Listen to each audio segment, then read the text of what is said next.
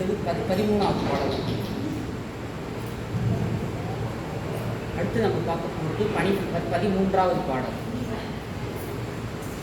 13வது பாடலுக்கு இருப்பதன் பயன் அபிராமியின் அன்னையின் அருளால் வாழ்வின் உயர்வு தாழ்வுகளிலிருந்து நமக்கு சமநோக்கு நிலை உண்டாகும்.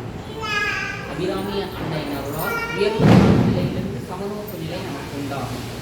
அந்த பாடல் பூத்தவளே புவனம் 14ஐயும் பூத்தவண்ணம் காத்தவளே பின் கறந்தவளே கரை கண்டனுக்கு மூத்தவளே என்றும் மூவா முகுந்தற்கு இளையவளே மாத்தவளே உனையன்றி மற்றொரு தெய்வம் வஞ்சிப்பதே.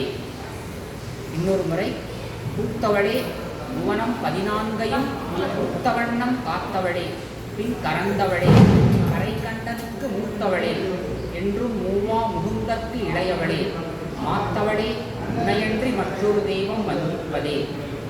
பாடலின் பொருள் உலகம் 14ஐயும் மலரச் செய்தவளே, அவ்வாறு மலர்ந்து அவ்வுலகங்களை காப்பவளே, பெற்றதைப் போலவே தம்முள் அவ்வுலகங்களை மறைத்து இழுப்பவளே, நீலகண்டனுக்கு மூத்தவளே, நீலவண்ணனின் தங்கையே, மாதவத்திற்கு தலைவியே, உன்னையன்றி வேறோர் தெய்வத்தை என்னுள்ளம் வணங்கிடுமோ. இதுதான் இந்த பாடலின் பொருள். இன்னொரு முறை, பயன் பாடலின் பயன். இந்த பாடலின் பயனால் அபிராமி அன்னை அருளால் உயர்வு தாழ்வு நிலைகளிலிருந்து சமநோக்கு நிலை நமக்குள்ளார்.